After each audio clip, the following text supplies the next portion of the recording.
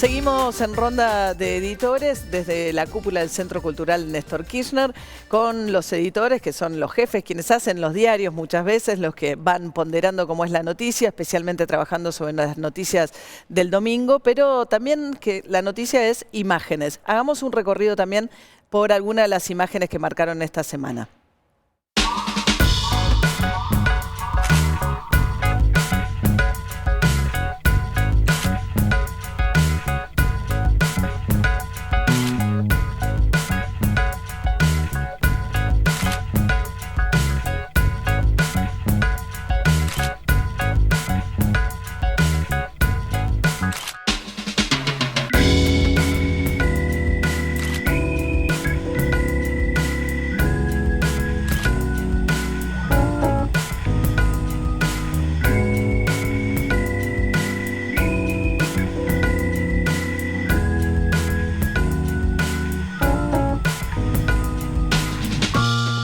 Bueno, cerró ahí el brindis que compartió Mauricio Macri en Casa de Gobierno con el Día de los Periodistas. Hay una imagen que quizás no se entiende mucho porque está con un sombrerito, Sturzenegger, el titular del Banco Central, que fue a buscar a La Rioja la taruca, que va a ser imagen de los billetes de 100 pesos, ¿no? Se vienen los de 500 pronto. Y esa habitación medio extraña es una habitación extrañísima que le descubrieron un privado al exintendente de Malvinas Argentina, Jesús Cariglino. Pero charlábamos acá que, bueno, por los acontecimientos trágicos de las últimas horas en Estados Unidos, ameritaría, por supuesto, la imagen de la masacre en Orlando, ¿no? Sí, una masacre tremenda con decenas de muertos. Hasta el momento no está muy claro qué pasó. Sí que hay un abatido, un chico de 29 años, norteamericano, hijo de padres afganos, pero nada, está en desarrollo y es las cosas que nos pasa a veces con los diarios. El diario cerró y nosotros seguimos como muy atentos a todo lo que va pasando. Sí, siempre la pregunta acá es si es un acto terrorista o no, ¿no? De repente Estados Unidos tiene mucho loco suelto, tiene como toda una historia tremenda de esos asesinos. La cifra parece más alta que las cifras habituales en los locos sueltos, que normalmente no pasan los 10, los 15, en el peor de los casos, ¿no? En escuelas, bueno. Noticias hablando de dispositivos que tenía sin todavía muy temprano claro, para tener. Estamos siendo como muy cautos, claro, pero... Muy cautos, hablan de dispositivos, lo que abonarían esta idea. Obviamente hay una inclinación a pensar que no por la nacionalidad, sino por el origen y la religión puede haber alguna cuestión, pero la verdad que es demasiado temprano, ¿no? Sí, claro. Sí. Bueno, entonces retomando un poco las imágenes que estaban algunas más relacionadas a nuestra actualidad, Aranguren, figura de la semana sin lugar a dudas, ¿no? Muy ratificado por Macri, porque la semana empezaba con Aranguren junto a Macri en un club social de Lavallol, dando una señal de respaldo muy clara, ¿no? Macri a Aranguren. Me parece que es un ministro que cuando evaluamos su gestión, esto lo hemos discutido en el diario, lo charlo con colegas, uno se pregunta, bueno, ¿hay error en la aplicación de la política tarifaria? Y yo me pregunto, definamos error, porque el gobierno se planteó esto como objetivo y como una meta de trabajo. Entonces uno dice, era así, no era de otra forma. Por eso yo también creo que el presidente lo está respaldando, porque no hay, o sea, si el conflicto sobre la tarifa avanzara y creciera, podría saltar como un fusible, pero en definitiva lo que está haciendo Aranguren es una política consensuada dentro del gobierno. Esto era lo que ellos llamaban gradualismo. Imagínate lo que hubiera sido si aplicaban la política de shock. Pero mi sensación es que acá detrás no hay una decisión de un ministro, sino hay claramente la ejecución de una política que el gobierno definió como básica para poder dar otros beneficios, caso aumentar el impuesto de ganancias, bajar el IVA, digamos. Teníamos que bajar este gasto y lo está haciendo, no sé si de la mejor manera, ¿no? Algunos creen que podría haber sido un poquitito más gradual.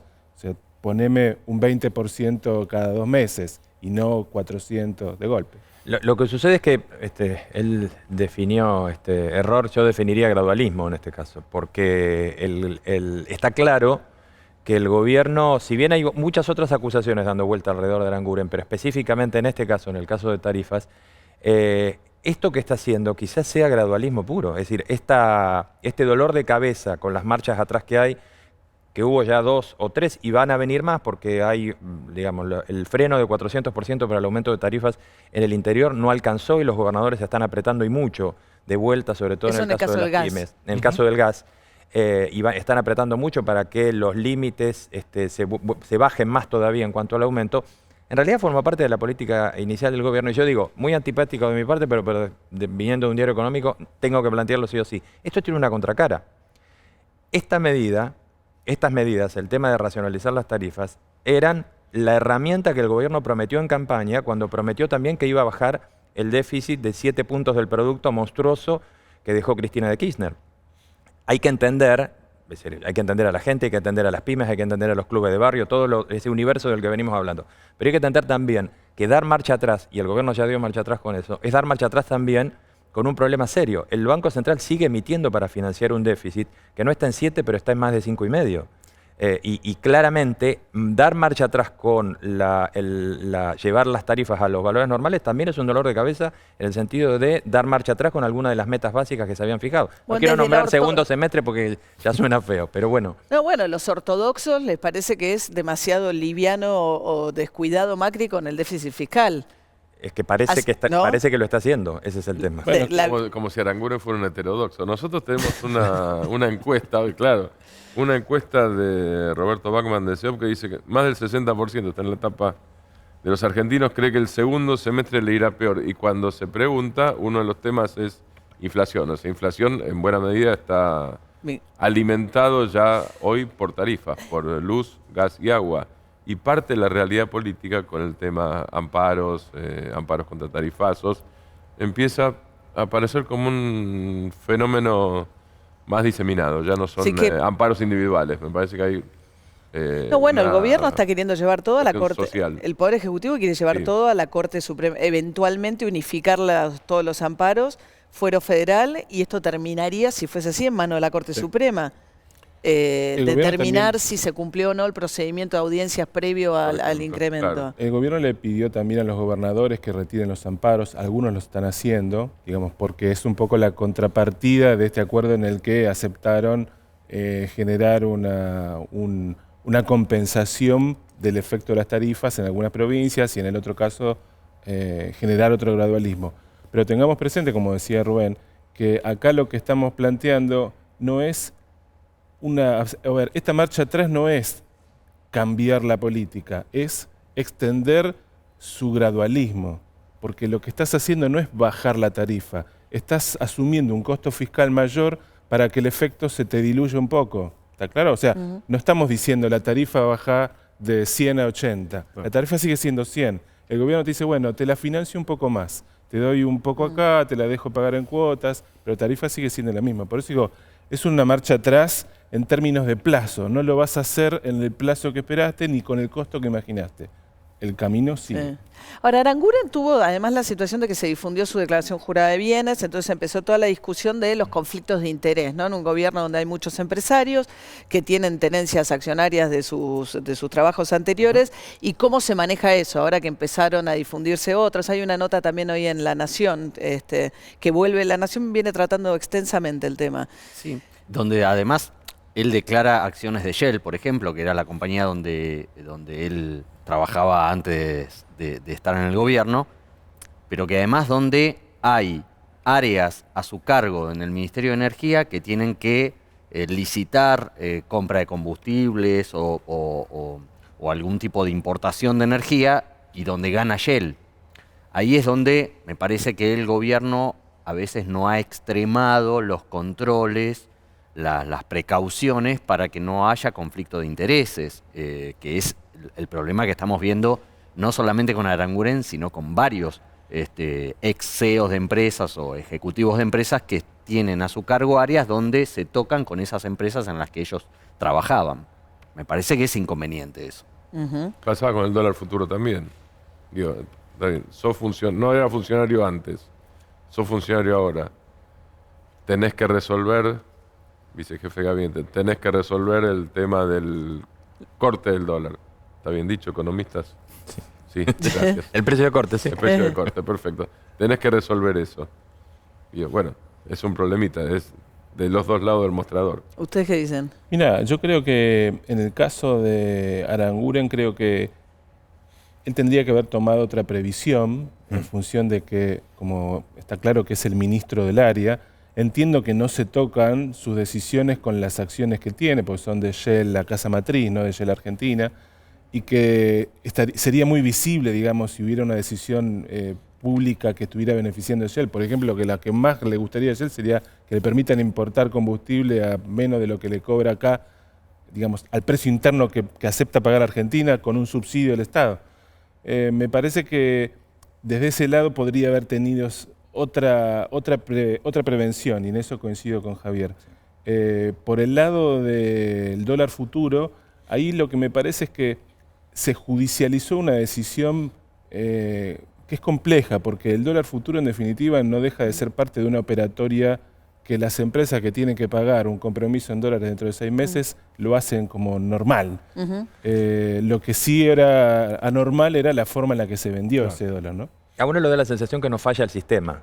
Es decir, no tenemos un sistema institucional que permita atender este tipo de cuestiones. Es decir, que cuando vos te hacen el escáner y vas a ser funcionario, te deberían hacer un escáner cuando vas a ser funcionario y que aparecieran estas cuestiones. Que nos enteremos 6 meses después que Aranguren tenía 16 millones de pesos en acciones de Shell. Está bien, son de la Casa Central, son de estos bonus que te pagan. Está todo bueno, pero es Shell.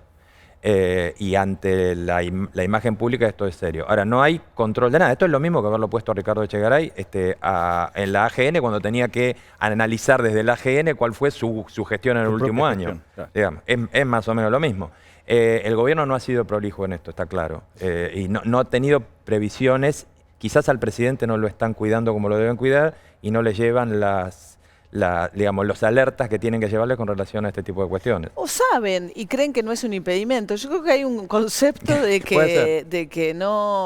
bueno, de que gente que viene del sector privado, que resignó un trabajo importante, que está trabajando por mucho menos plata en el sector público y que... Es muy probable que sea así. Hay una mentalidad. Algo de esto sucedió con los Panama Papers. Exacto. Cuando se revela el tema de Macri y la cuenta y las cuentas offshore, el gobierno tarda en reaccionar, pero no es que tarde en reaccionar hasta por una cuestión de ocultamiento, es mi sensación. No es que dijeron, bueno, vamos a ocultar, acá no hay nada. Dijeron, bueno, pero no es tan importante. Miren que esto es otra cosa. Dieron una explicación técnica. Una explicación técnica. Y no política. Tal vez el paso de los meses, el segundo semestre que nos llega, va haciendo que una cierta muñeca política tendría que empezar a tener más importancia que la que ha tenido hasta ahora. También alguna desprolijidad, porque el presidente anunció pomposamente a partir de los Panama Papers que iba a generar un fideicomiso ciego, después presenta la declaración jurada y son 100 millones de pesos, que para la audiencia deben ser un montón, para nosotros es un montón, pero en términos de patrimonio multimillonario, digo, un fideicomiso ciego lo había tenido Piñera en Chile, el expresidente, tenía 1.000 millones de dólares. Acá estamos hablando de 100 millones de pesos. Y después nos enteramos que la plata que antes estaba en Suiza y después está en Bahamas, la iba a hacer venir porque eso no está en el fideicomiso ciego. Me parece que a veces el presidente tampoco ayuda, o los asesores que tienen esta materia, justamente porque tienen esa mirada de empresa privada. Es otra mirada. ¿No? Que es otra mirada. Es otra mirada. Acá hay mirada de empresa privada y hay empresa privada, ese es el punto. Hay mirada de empresa privada y están los CEOs o propietarios de empresa privada. Horacio Berbig cuenta hoy en una nota un detalle que parece al pasar. El 8 de marzo, el consorcio de periodistas que investiga en el mundo Panama Papers preguntó a Macri Sideco Americana, una de sus empresas, qué pasaba. El 10 de marzo esa empresa fue sacada del Merval. Y cuando la sacás dejan de ser públicas la información de la compañía. Una reacción, que es una reacción privada, esa no es una reacción pública, obviamente. ¿no? Pero el punto es que hay empresas, y hay empresarios, y hay CEOs en el gobierno. Vuelvo sobre lo que decíamos sobre este tipo de comportamiento, lo que demuestra. Yo no sé si Macri tardó en reaccionar, porque de hecho el consorcio le hizo llegar la información para chequearlo con tiempo. O sea, el gobierno tenía que tener la respuesta lista para cuando una nota que sabes que se está preparando la vas a publicar. Entonces, eso es lo que te demuestra que, bueno, digo, para ellos hay un grado de normalidad que no representa lo mismo que para el resto. Asumiendo que en Argentina son muy pocos los dirigentes políticos que sean pobres y que todo el mundo tiene algo para declarar y que nuestro sistema de declaración de la Oficina Anticorrupción prácticamente uno a veces pediría que lo eliminen directamente porque es casi un chiste. No, bueno, es mejor que nada, ¿eh? Sí, es mejor que nada, mucho pero... mejor porque algún grado de información a mí tenés. me gustaría comprar departamentos en Puerto Madero a 128.000 pesos, como figuran Hay que ver algunas la evaluación declaraciones, fiscal cómo la toman. Que nos lo den, por favor.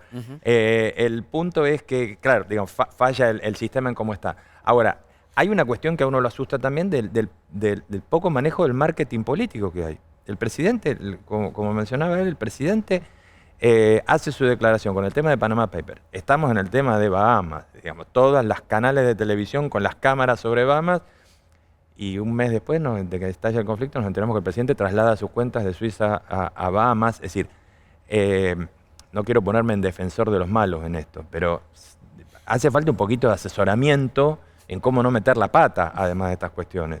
Eso es lo que a uno le da la sensación. Cachito de picardía, por favor. Engáñennos mejor.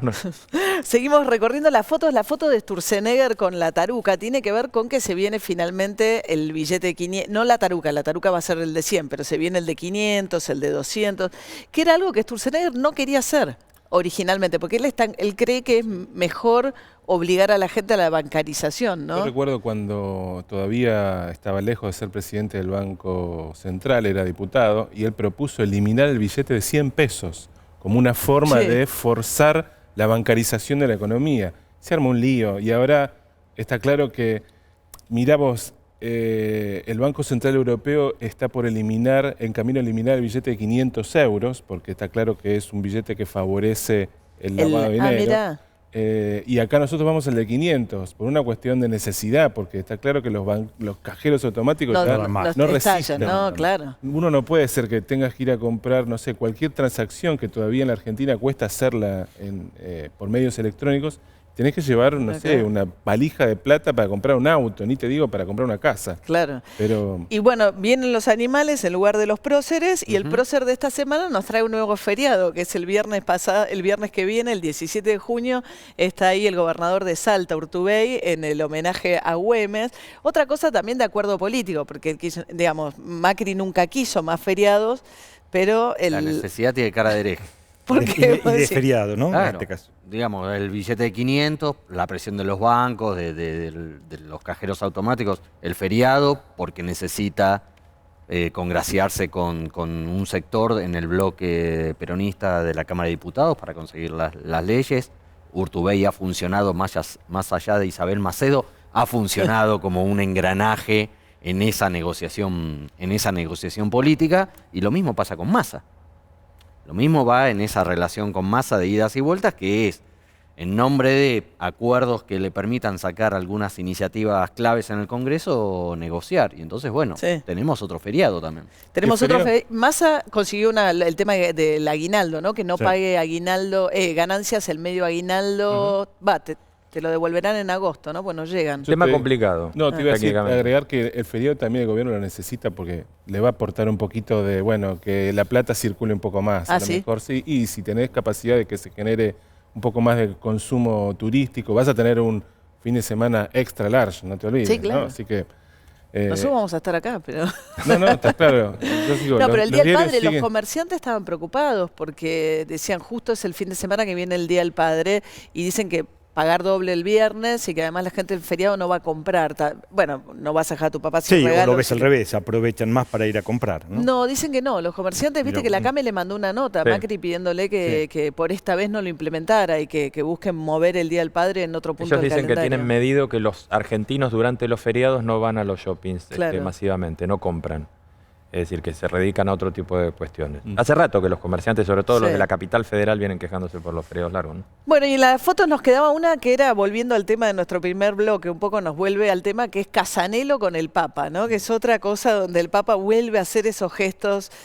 Dicen que es porque Casanelo tuvo tuvo una causa en la que investigó a Astiuso, y el Papa, con su enfrentamiento histórico con el ex hombre fuerte de la CIDE, tiene este gesto con Casanelo, pero... Sí, y además se dio a conocer la foto, esta reunión fue la semana anterior, y esta foto se dio a conocer 4 días después. Hablamos después de la causa de Lázaro Báez y también Panama Papers, ¿no? Y los chicos muertos en Time Warp. Claro. Digamos, la fiesta electrónica. Está sobre 3 sectores claves: kirchnerismo, macrismo y Rodríguez Larretismo. Con lo cual es importante, teniendo en cuenta sobre todo la señal que se quiere dar, porque hay un sector de la justicia que quiere sacarse a Casanelo de encima, quiere sacarlo de la causa de Lázaro Báez. Y me parece que es obvio que con la ayuda de algunos ex servicios de inteligencia actuales, uno no sabe si Stuso y toda esa gente siguen, están, cómo siguen funcionando, están teniendo ayuda en la famosa relación supuesta entre Casanello y Cristina Fernández de Kirchner. Sí, eso es una cosa, yo no he visto... Agarrado de los pelos. Yo no vi un solo dato, no sé, Cristina Kirchner dice que no lo conoce, Casanello dice que no la conoce. Y las pruebas supuestamente son investigaciones extraoficiales, no son judiciales, no son de la AFI, no se sabe bien de quién son, en donde se demostraría que hay llamados de los celulares en la zona de Olivos, digamos, muy agarrado de los pelos, y está claramente, más allá de que Casanello, yo no pongo las manos en el fuego y creo que nadie se anima tampoco a poner las manos en el fuego por Casanello, pero está claro que el Papa quería dar un gesto porque recibió en audiencia privada al juez y no a Lorenzetti. No, claro, estaban todos los jueces. ¿No? Larga. Lo sacó directamente, fue del aeropuerto al al Vaticano solo a reunirse con el Papa. Mientras todo el resto No de es la menor. delegación de jueces y fiscales estaba en un ágape, incluido Exactamente. Lorenzetti, Claro. en la Embajada Argentina. El único que no estaba era Casanello, que se estaba viendo con el Papa. Me parece que también ahí hay, de parte del Papa e indudablemente de parte de Casanello, enviar un mensaje de que no va a ser tan fácil correrlo de estas causas. Tema servicio de inteligencia, un tema interesante también, ¿no? En la etapa de La Nación de hoy, que plantea que todo el presupuesto de la ex-CIDE, de la AFI, ahora es secreto, ¿no? Volviendo atrás, parece que se recomponen los servicios de inteligencia, ¿no? Sí. Es también raro eso, porque la imagen que quiere dar Gustavo Arribas, el jefe de la CIDE, amigo de Macri, escribano, ex representante de jugadores de fútbol, es de... Hay un nuevo servicio de inteligencia. Nos lleva a los periodistas a que lo conozcamos. ¿Ah, sí? Sí, Mirá. sí. Ahí a la sede 25 de mayo, la mítica sede de la CIDE de 25 de mayo, te muestra acá, vamos a hacer esto. Y después aparecen estas cosas donde finalmente uno se tiene que preguntar si la CIDE o la AFI, en este caso renombrada, puede funcionar de otra manera, ¿no? Me parece que hay ciertos vicios. Pero en el mundo espionaje. pero en el mundo se supone que hay una parte que tiene que ser secreto, los fondos, porque son misiones reservadas, pero todo lo que es funcionamiento de la estructura de los servicios de inteligencia no tiene por qué ser secreto. No, más que hay control. Y además hay control global, aunque no sea por ahí de detalles, pero hay un control global, caso Estados Unidos. Sí, claro. Estas cosas tienden históricamente a bajar el control global. Históricamente lo que sucedió con los gastos de la CIDE era que básicamente había un tramo de gastos que se liquidaban, digamos que eran, como dice la nota, el café y el papel que se compra, obviamente eso se declaraba, pero después por una cuestión de funcionamiento básico, vos no podés identificar los nombres a quienes les están pagando los sueldos y ni siquiera el depósito de los aportes patronales en el Estado. Durante todo el gobierno de Menem esto funcionó así, desde Alfonsín también y con De la Rúa también. Entonces, ahora, hay un organismo, volvemos siempre a lo mismo de las debilidades institucionales, hay una comisión de los organismos de inteligencia que debe sesionar en secreto en el Congreso, que es la que tiene que recibir este informe. Y controlar. Y ahí es lógico que los fondos de la CIDE sean secretos, es obvio, digamos. Bien. Bueno, nos vamos a otro corte y enseguida volvemos. Vamos a charlar de un tema bien interesante que es la libertad de expresión cuando está la sátira de por medio. Vieron que la fiscal Viviana Fein, ya que estamos en la justicia, le había dicho a Tinelli que no podía hacer la imitación. Bueno, hay un caso que tiene que ver con la revista Barcelona, enseguida se los contamos.